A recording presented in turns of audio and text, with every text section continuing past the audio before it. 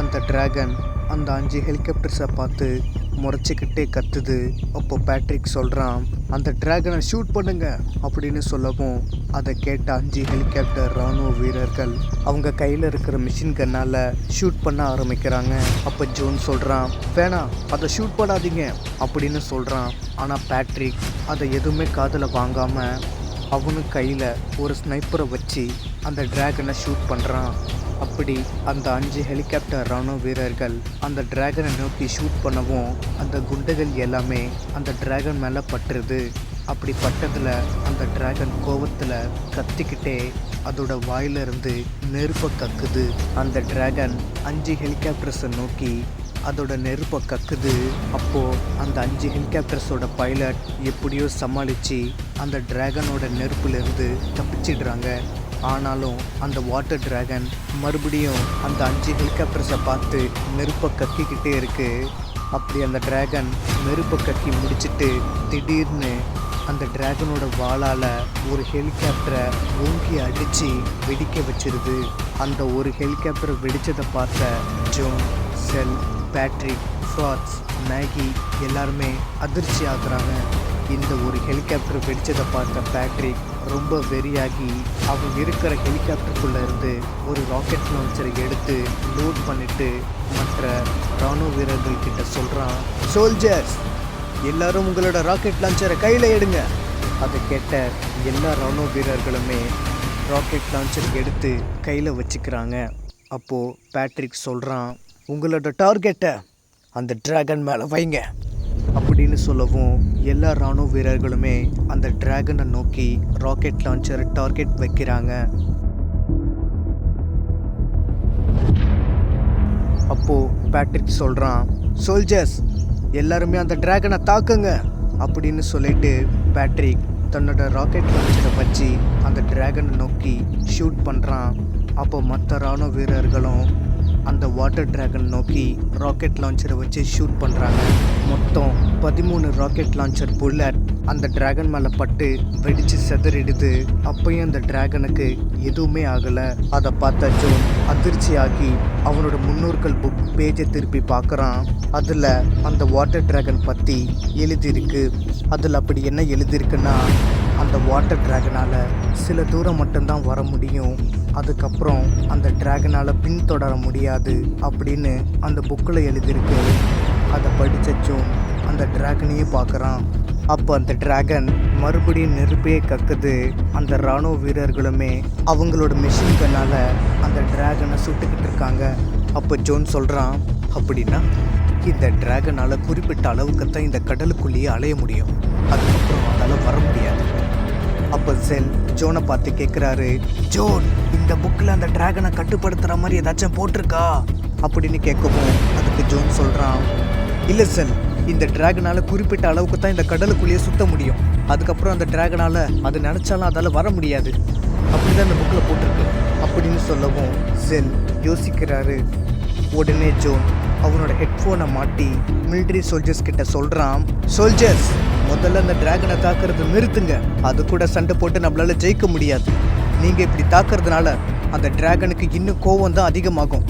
அது ரொம்ப கோவப்பட்டுச்சுன்னா அது இன்னும் கோவமாகி சுற்றி இருக்கிற 50 கிலோமீட்டருக்கு அது வெடித்து செதறும்.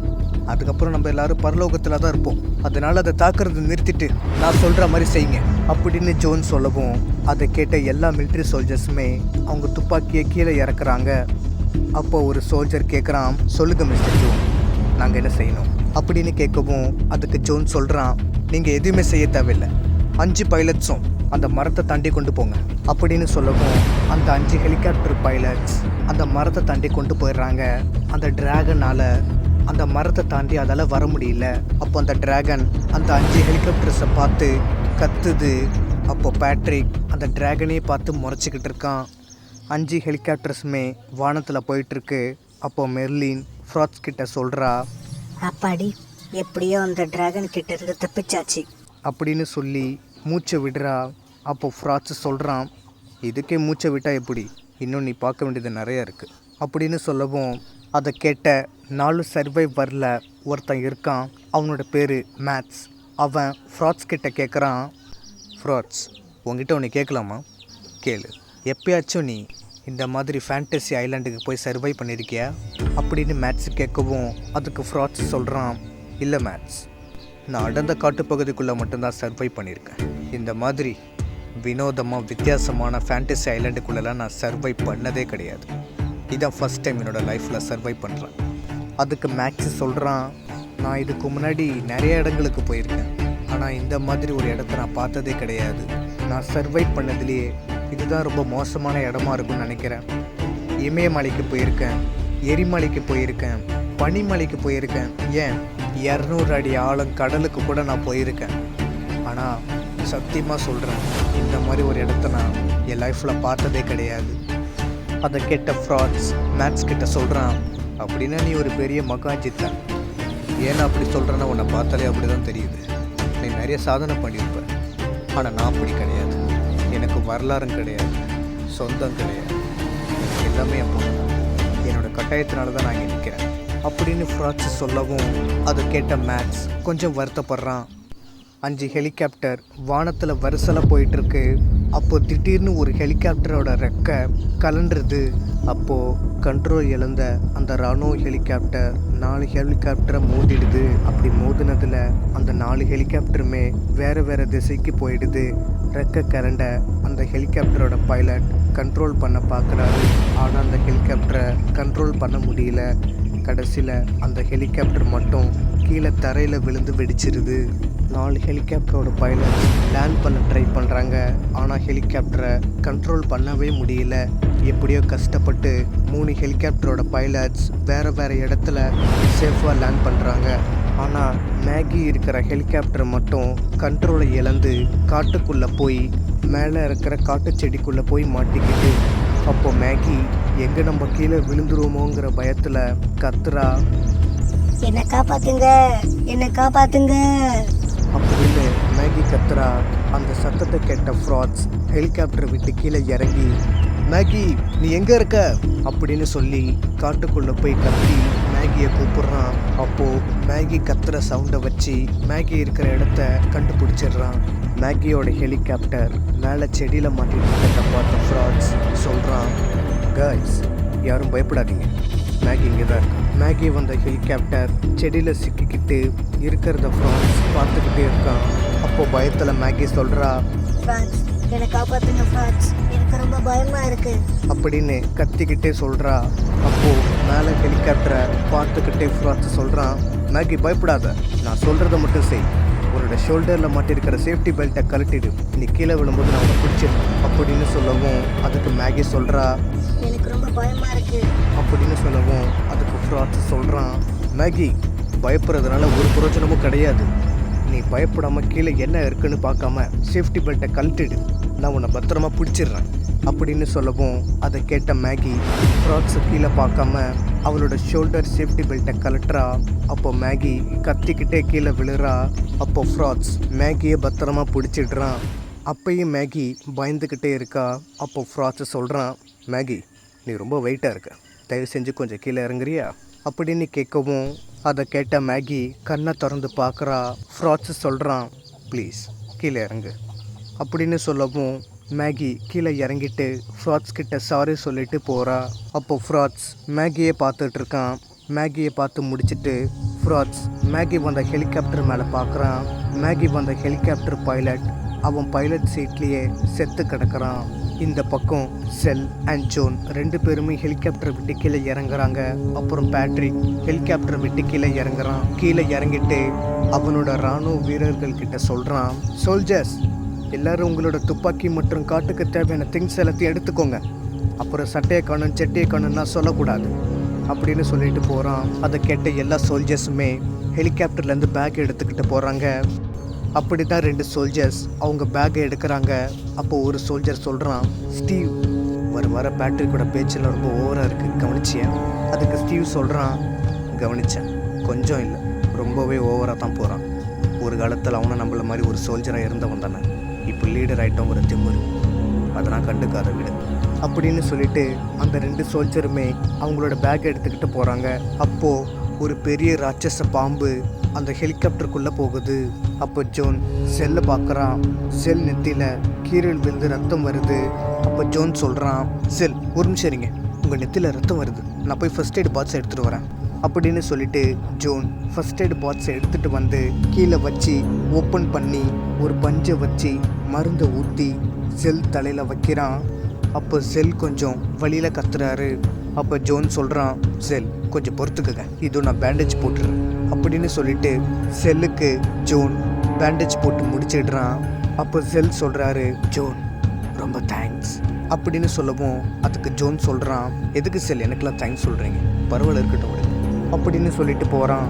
அப்போது பேட்ரிக் சொல்கிறான், ஓகே சோல்ஜர்ஸ், ரெஸ்ட் எடுத்ததெல்லாம் போதும், வாங்க நம்ம கிளம்பலாம் அப்படின்னு சொல்லவும் அதுக்கு ஃப்ராட்ஸ் சொல்கிறான், பேட்ரிக் ஒரு நிமிஷம் அப்படின்னு சொல்லி பேட்ரிக் கிட்ட ஃப்ராட்ஸ் வந்து சொல்கிறான், பேட்ரிக் நம்ம கிளம்புறதுக்கு இது சரியான நேரமே இல்லை.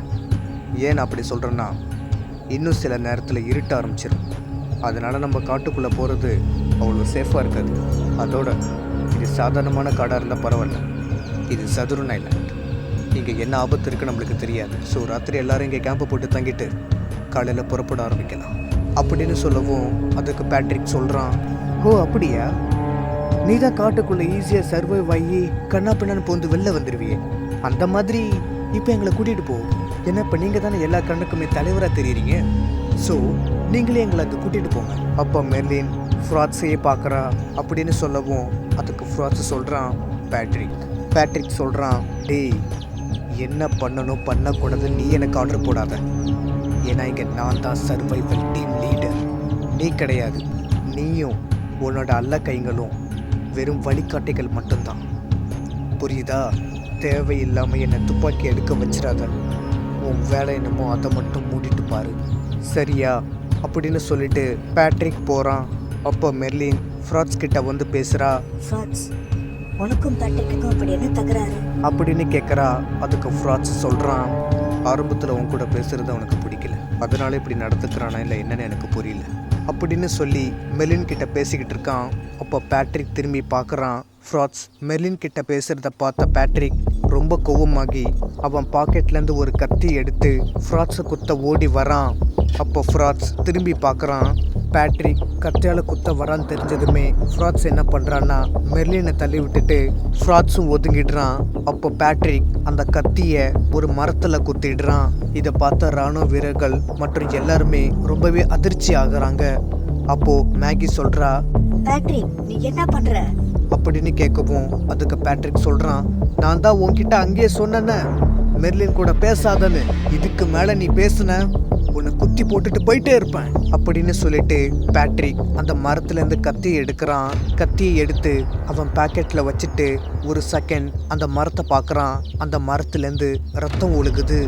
அந்த மரத்துலேருந்து ரத்தத்தை பார்த்த எல்லாருமே கொஞ்சம் தூரம் பின்னாடி வந்து நின்று அந்த மரத்தையே பார்த்துட்டு இருக்காங்க.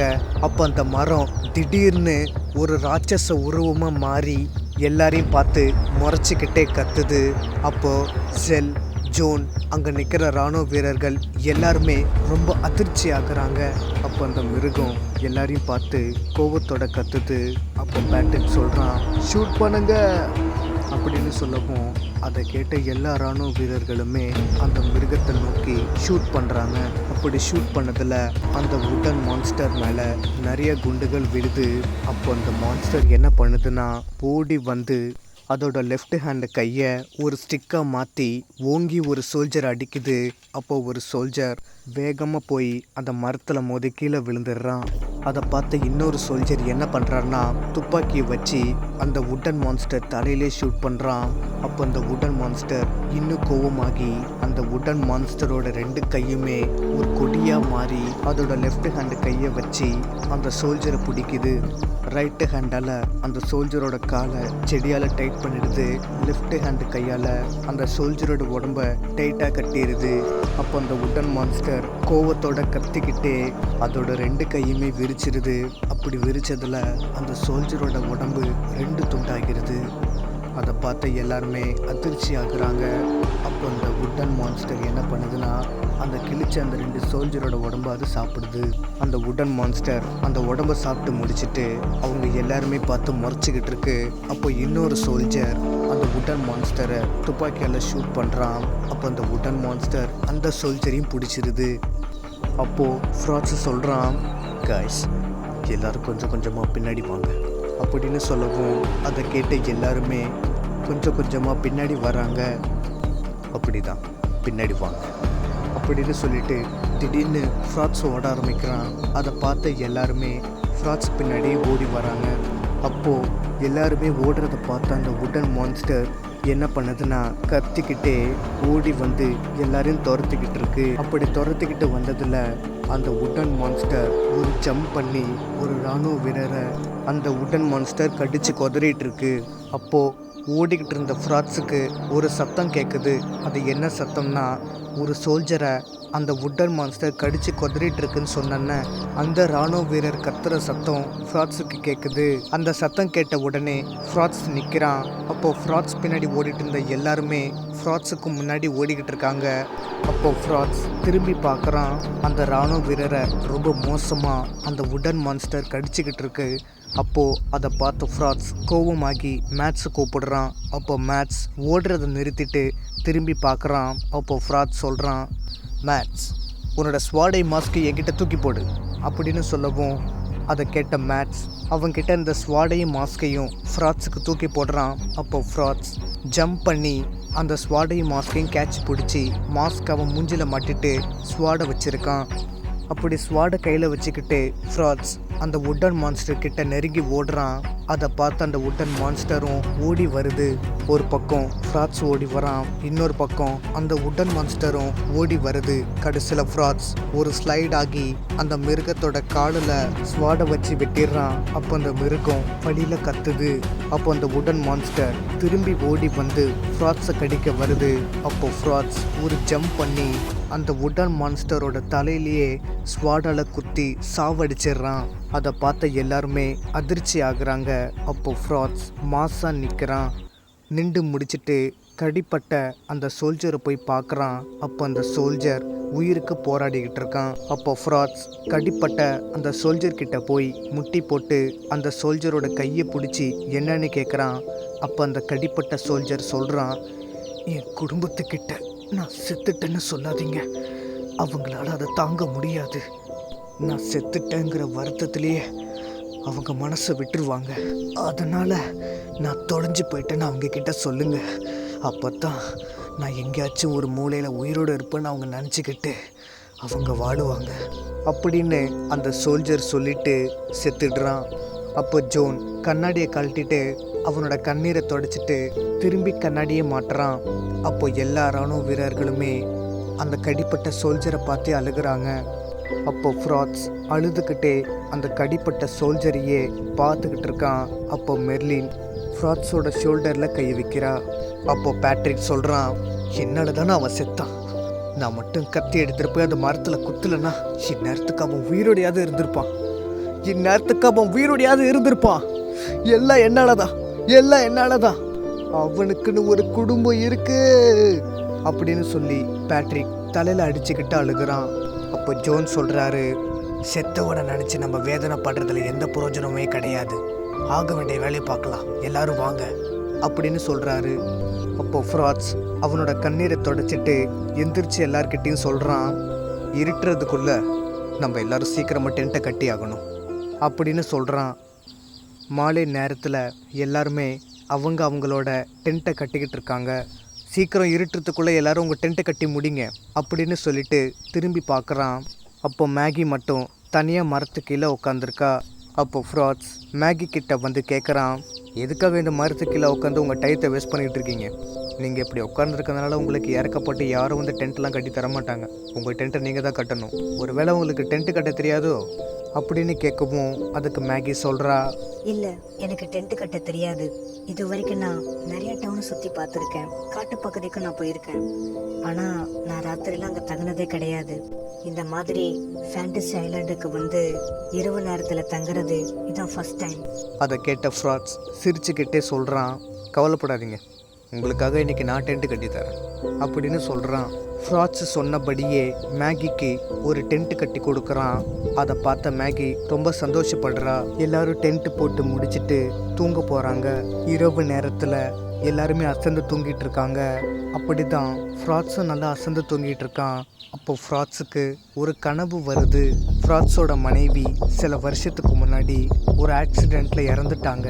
அவங்க எப்படி இறந்தாங்கன்னா, அவங்க சாகிறதுக்கு முன்னாடி ஃப்ராட்ஸ் கிட்ட ஃபோனில் பேசிக்கிட்டே கார் ஓட்டியிருக்காங்க.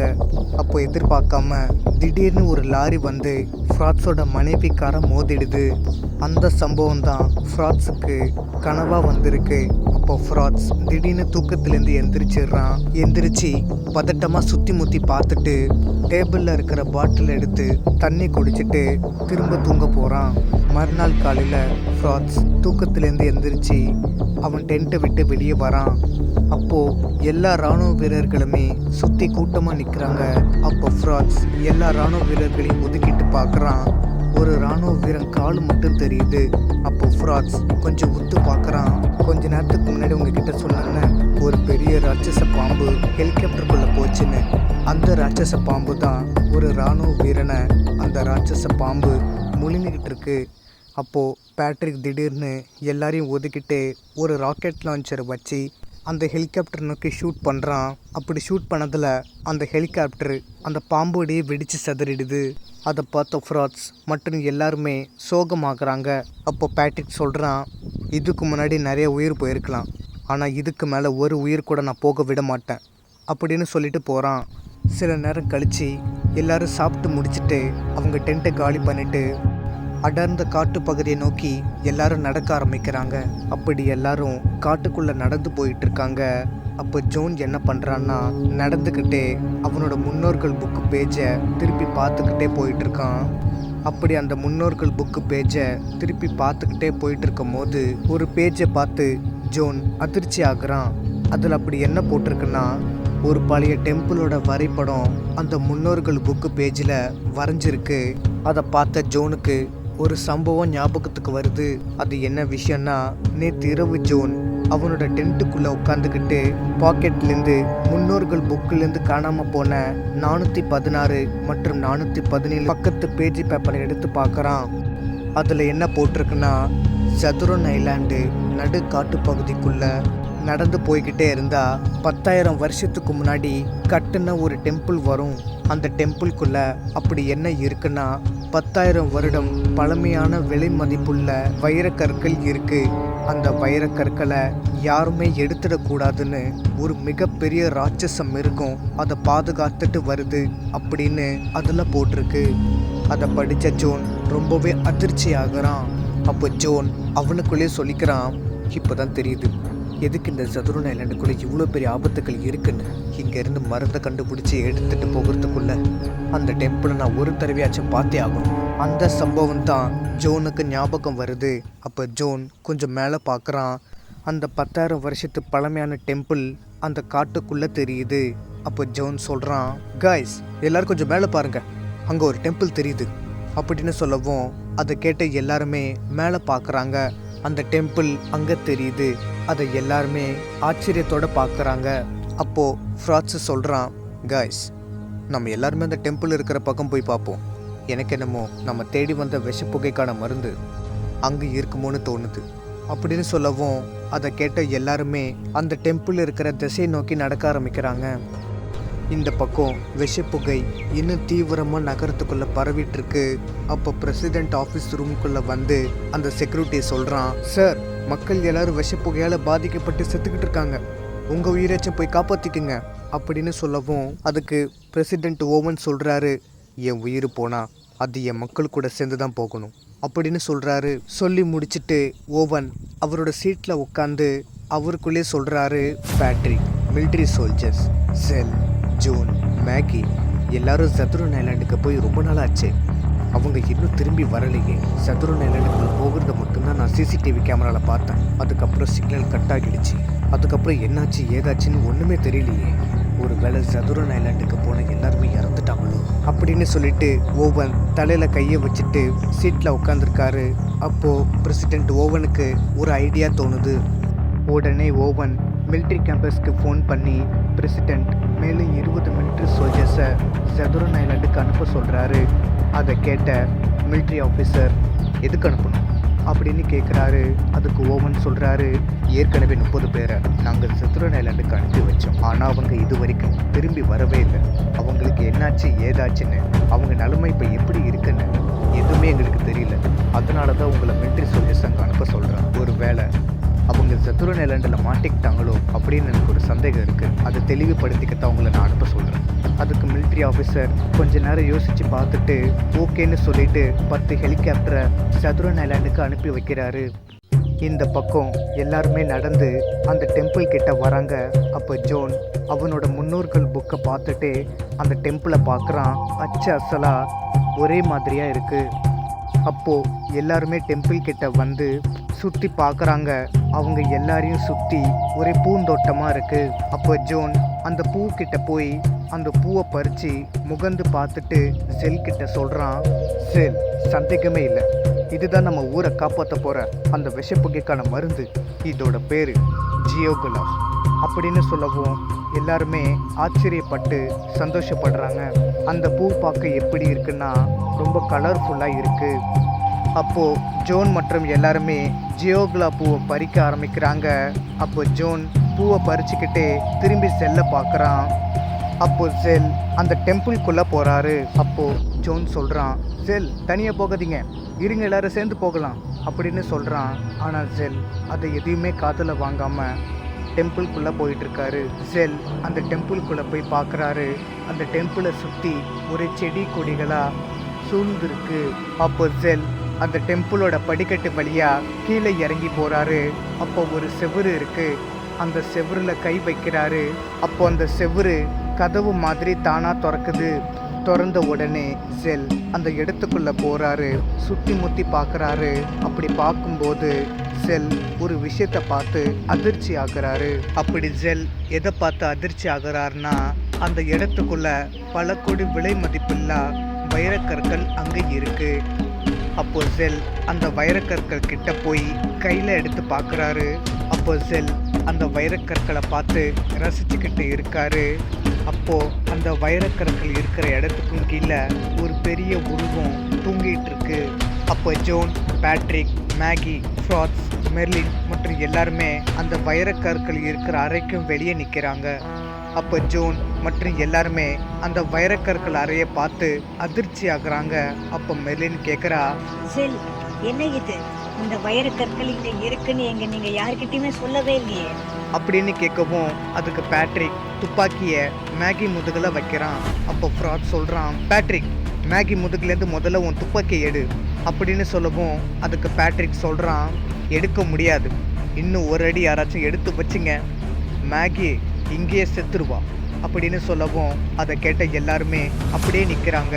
அப்போ செல் அந்த வைரக்கற்கள் அறையை விட்டு வெளியே வராரு. அப்போ ஜோன் சொல்கிறான், செல், இங்கே பாருங்க, பேட்ரிக்கை முதல்ல கன் எடுக்க சொல்லுங்க அப்படின்னு சொல்லவும் அதுக்கு செல் சொல்கிறாரு, எடுக்க மாட்டான், அவனை கண்ணை வைக்க சொன்னதே நான் தான் அப்படின்னு சொல்லவும் அதை கேட்ட எல்லாருமே அதிர்ச்சி ஆகுறாங்க. அப்போ செல் விசில் சத்தம் போடுறாரு.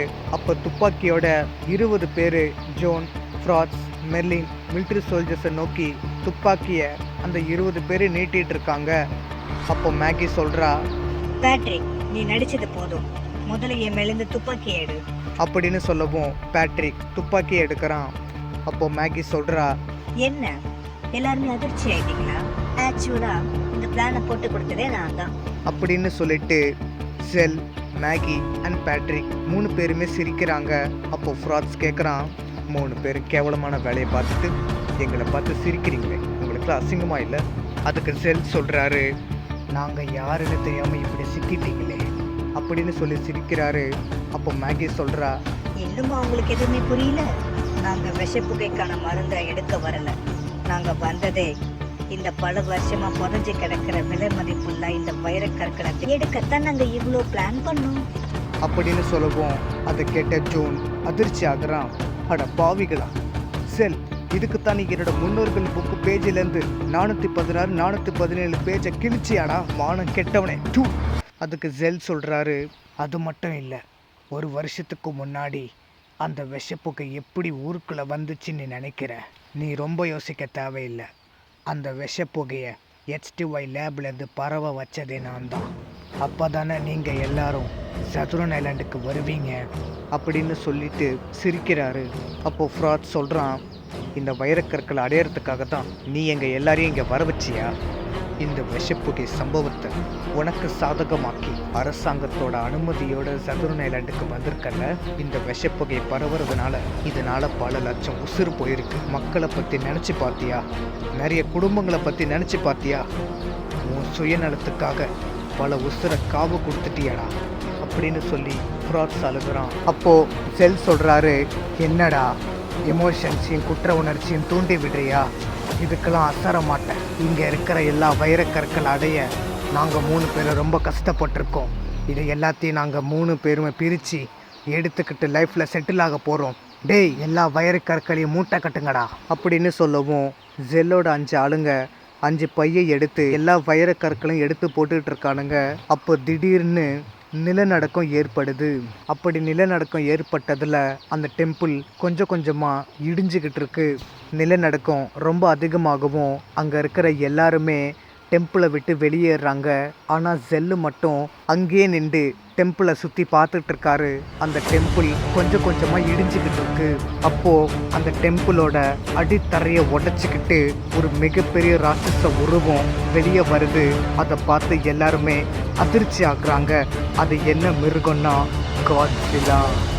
அப்போது ஒரு சோல்ஜர் சொல்கிறான், ஓ மை காட், இதை நான் இந்த இடத்துல எதிர்பார்க்கவே இல்லையே அப்படின்னு சொல்கிறான். காட்ஸில்லா என்ன பண்ணுதுன்னா அடித்தரத்துலேருந்து மேலே வந்து வானத்தை பார்த்து அதோட வாயிலிருந்து நெருப்பை கக்குது.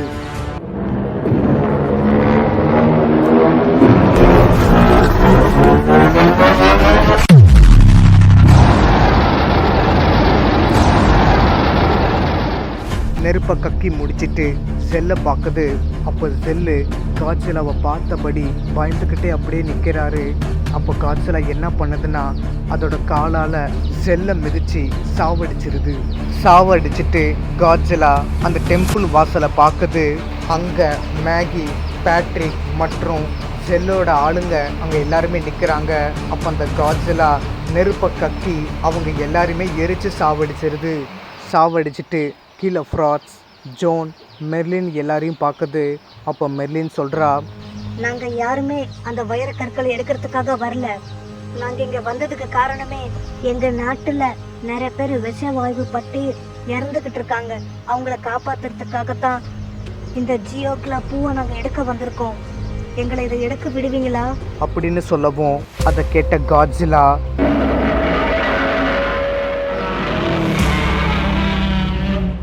அப்படின்னு சொல்லிட்டு காட்ஸிலா அந்த டெம்பிள்குள்ளே மறுபடியும் போயிடுது.